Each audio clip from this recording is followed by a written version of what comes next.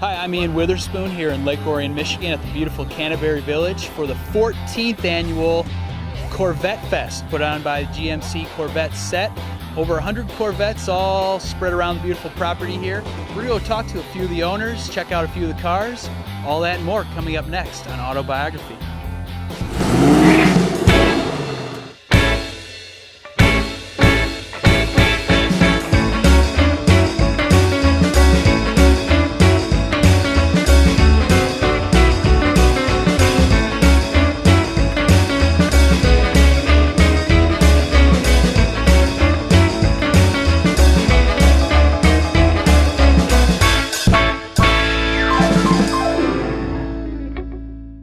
I'm here with Eric Senft, one of the founding members and the club president of the GMC Corvette Set. Eric, how you doing? Very good. Now you just took over as president of the club, is that correct? Yes, I just rejoined the club that I helped found back in the 70s. There was a group of engineers at GMC in Pontiac back in those days, and we were all Corvette lovers, American's true sports car, and in 1976 we decided to make it a club, and hence the name, GMC Corvette Set. Right, that is a little confusing. Yeah. GMC, Corvette, little different brand there. Well, it just, it kind of tells our roots, where the club came from. So now I'm back as president, kind of going full circle. Well, that's awesome. Congratulations on that. Thank you. What year are we on with Corvette Fest here? This is the 14th year. It's highly successful. One of the main events that we have here is a silent auction that you see over here, and all the proceeds go to Lead a Dog for the blind in Rochester, and that's a worthy cause that the club has been associated with for over 25 years. Well, that's awesome. That's great when you can get together for a worthy cause. Now, the Corvettes that are on the lot or around Canterbury Village today, how many approximately are we seeing today? Approximately, I think we're pushing about 100 right now. We hope to go higher than that. Last year we had 150, which set a new record. And it's all different years going on. It's all good. And we got halfway decent weather, so that's good too. Yeah, we'll keep our fingers crossed on the weather. Yeah. Now, are these primarily Michiganders around here, or are there people from out of state as well? Well, we actually have cars from out of the country, believe it or not, from our good neighbors next door, Canadians. The Windsor Corvette Club is here represented, which is a nice thing to see. So you could call it an international Corvette show. That's awesome. That's awesome. Now, tell me about your passion for the Corvette. When did it kind of start? What was your first Corvette, if you had a different one than that you have today? Well, I hope you have a long time here because it's a long story. Back in the 60s, I bought my first Corvette, which was a 1956, which I wish I still had. They're really collector items now. And then from 64 on, I had approximately 8 Corvettes. And back in those days, they were all kind of high performance because when we first formed the club, we were just a bunch of engineers that liked to wrench on cars, make them go faster. A lot of racing, although we did a lot of racing on Woodward, not officially. So, yeah, we had fun, So, yeah, now I have a new C7, as they're called, and with the high technology and all that. So they come a long ways. So, yeah, I've been passionate about this a long time. So, obviously, this is the 14th Corvette Fest. Talk about, some of the individuals that come. Are they repeat customers? Everyone kind of gathers? Is it like a family atmosphere type thing? Yes, it is. It's a very family-orientated event, especially with this setting here at Canterbury. You have something to eat, you can walk around, it's a nice setting. A lot of camaraderie for the club members, of the club that mingle with the new people coming in. There's been some bonds formed over the years where we have a lot of repeat participants, so hence we have a lot of pre-registers that come every year. So yeah, it's kind of an event that over 14 years that really got ingrained. So even with the weather being iffy, as you can see, we have a good turnout. Yeah. That's awesome. Now, when you guys founded this club back in the mid '70s, you said, right. What was your, I guess, goals and aspirations at that time for the club, and did you see it turning out like this? That's an excellent question. Because it's so different. When we started it, it was really a bunch of gearhead engineers, okay? And you'd like to get your fingers dirty and make it faster than the next guys, you know? And we would get together and we'd have picnics, or we'd go to different races, like out to Waterford, or we'd go over to Canada to watch some road racing or participate. But now it's a little bit different, you know, with the age and all that. So now we're a little more relaxed, you know, there's not so much racing, but there's dining and there's cruising, you know, and there's events like this. So it evolved like anything does, you know. That's awesome. Now, is Corvette Fest your, I guess, marquee event throughout the year? Yes, it is. Okay. Yes, it is. And that's the biggest fundraiser that we have for Leader Dog for the Blind, the silent auction. Well, Eric, thank you very much for your time today. You're welcome. We're going to walk around, talk to the other Okay. Corvette owners, get to see what we got on the lot here today. So thank you very much. Thank you very much.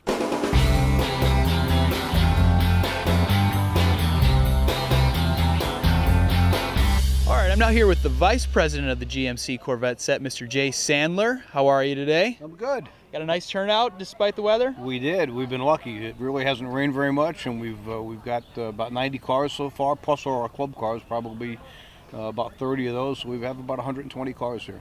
Wow, that's awesome. Now, Good. personally, how long have you been involved with the club? I've been a member since 1996. Okay. I'm one of the older members of the club, not older in age, but older in years in the club. We have, like Eric was one of the original members and wasn't a member for many years and rejoined, but of our current membership, I'm one of the more senior of the members. Now, how do you go about becoming Vice President?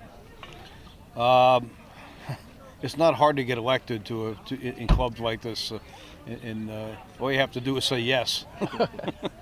But I'm a past president.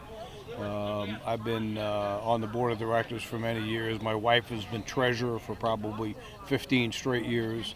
So we've been very, very active in the club. And I've been vice president now for 3 years, I guess. So.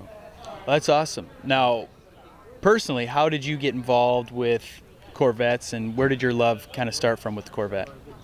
Well, my memory of Corvettes, when my first memory of falling in love with a Corvette was back in about 1960. I was 9 years old. I had a cousin who lived in New Jersey who was about 10 years older than me, and we went to visit him, and he was a cousin I kind of always respected, and I was really excited to go see my older cousin. And we got there, and he was leaving with his friends, and I was really bummed, but he threw me the keys to his car and said, he says, "Here, you can use my car while I'm gone." And he had a 1958 Corvette sitting in the driveway. So as a 9-year-old, I went out and unlocked the car and sat in it and made believe I was driving it, and absolutely fell in love with Corvettes and decided I'm going to have me one of these someday. And what was your first model of the Corvette, personally yours? My first one actually was a 57, and I had several back in the years before, before I got married and had kids. I had several Corvettes. I had 57, I had a 60, a 63, a 65, 67, and a 70. And then came kids and wives and kids, and I've had many since then now. I have 5 Corvettes at the moment. And this is my oldest one. This 69 here and this car is a bit unique. It's a Survivor. It was originally sold here in Oakland County by Mike Savoy Chevrolet. It's never been registered outside of Wayne and Oakland County. I'm the 4th owner of it, and that car is all original. It's original paint, original engine, original, probably everything except the tires and the exhaust system are original in it. So it's a kind of unique car.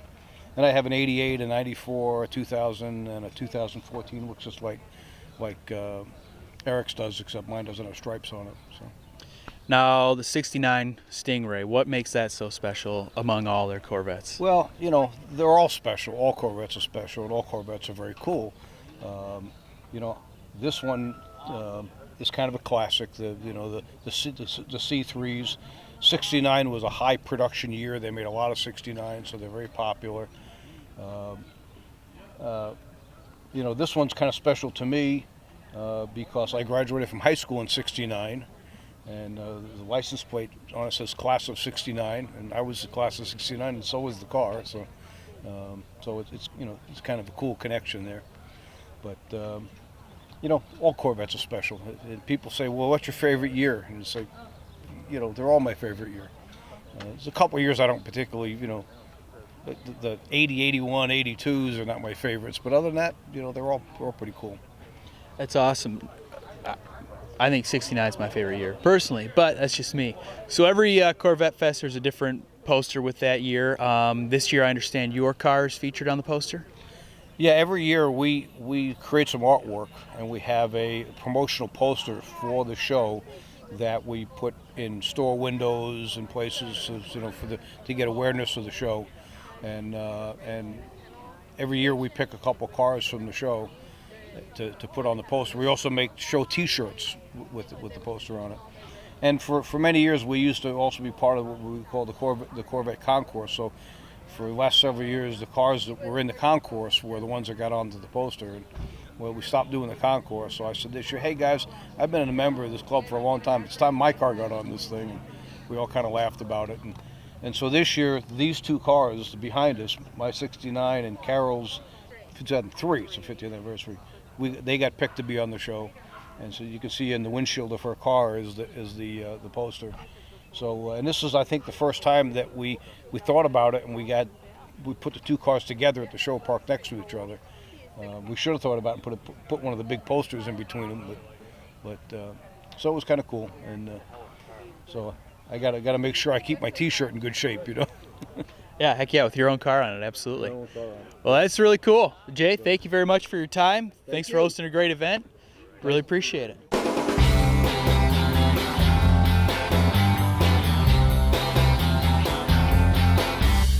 All right, I'm here with Mr. Joe Denham, owner of this 1971 Corvette. Joe, how long have you had this vehicle? I've had this vehicle since 2006. I brought it home as a body only, no frame, no nothing else. Well, how'd you find it? How'd you come to acquire it? A friend of mine, and I'll say that loosely, called up. He was having to move it from his grandmother's house, and do you want the car? No, I don't want it. I'll be right over. I'll get it. So I took a car trailer. It was already on a body dolly, along with a friend's truck and my pickup, and brought it home. So it was just a body. There's more than just a body here now. Talk to me about the process of getting to what we're seeing now.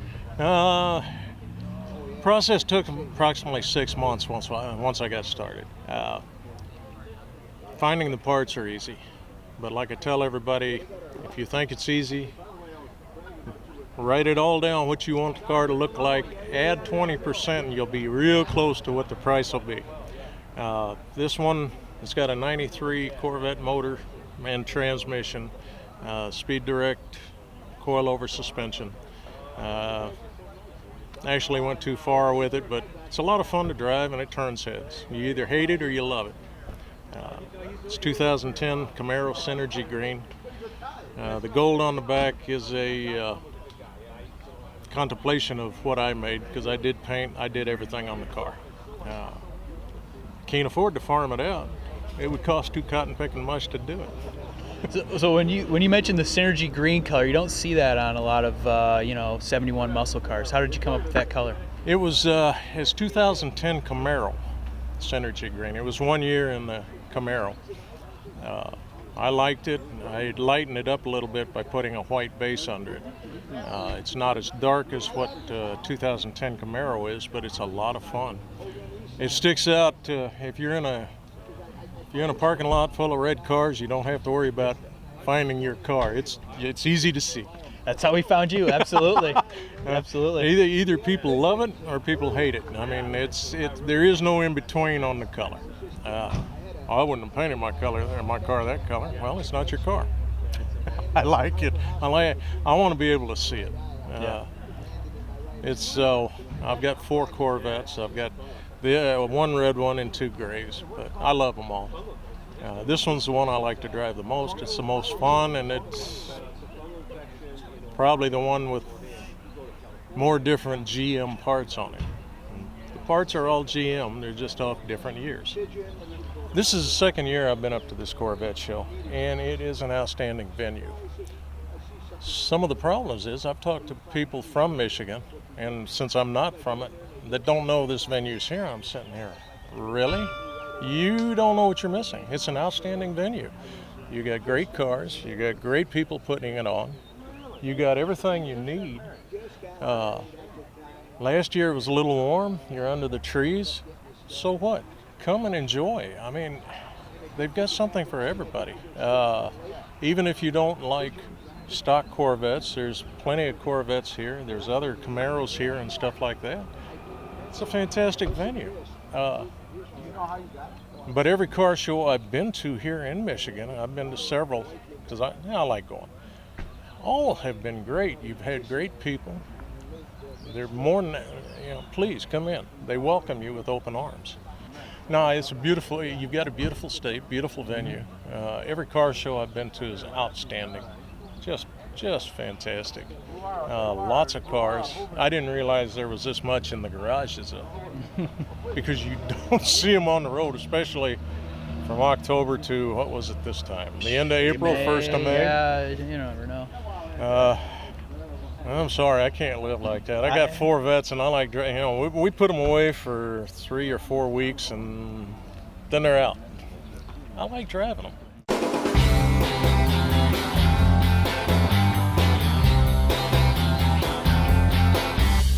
All right, I'm here with Matt, owner of this beautiful 1977 Corvette behind us. Matt, thanks for joining us. You were talking a little bit about how you came to acquire the Corvette. Can you go into that a little bit? Yes, I got a call from my boss one day to check out a couple cars that have been sitting since 1979. I went over and checked them out, and through negotiations, I ended up buying it.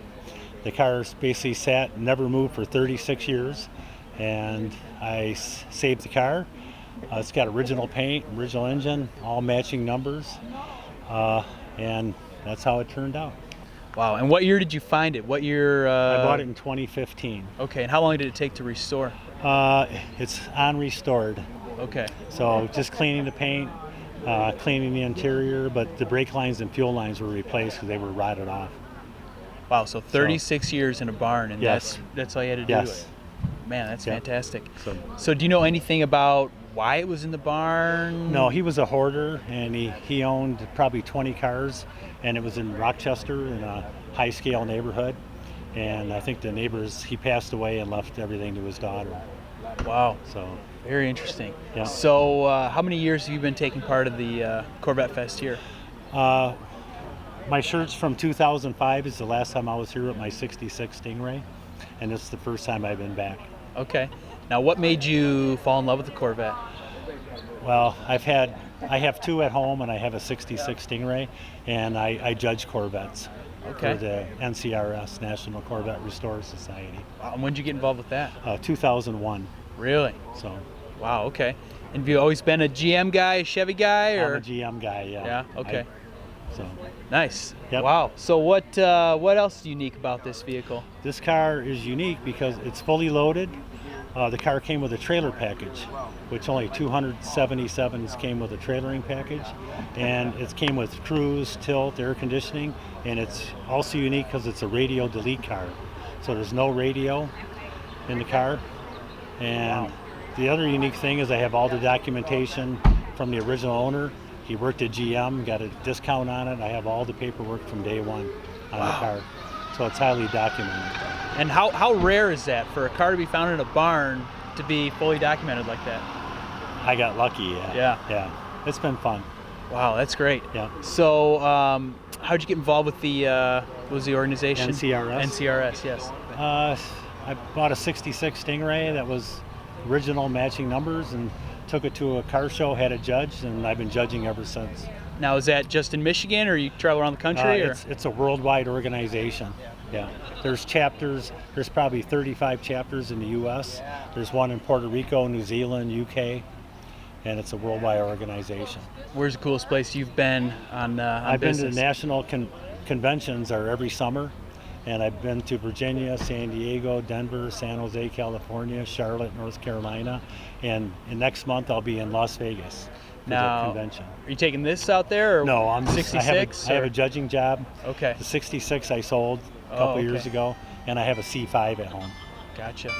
Wow. So, That's awesome. yeah, I came to the show in 2005, but the unique thing is my C5 Corvette is I bought from one of the members here, and the guy's known as Mr. Meticulous, right? So I already put in for his car he has now, which is a 2018. It's the purple C7 Corvette, which is highly unusual. So I told him I'm first in line for that one. So that might be my next car. Wow. So, but this group's great, and it's all for the leader dogs of the blind, and it's a good turnout.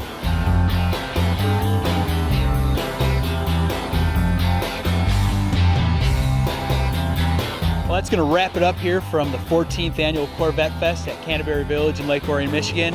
Saw a lot of great Corvettes, a lot of great years, a lot of great people. Hope you enjoyed it, and we hope to see you next time here on Autobiography.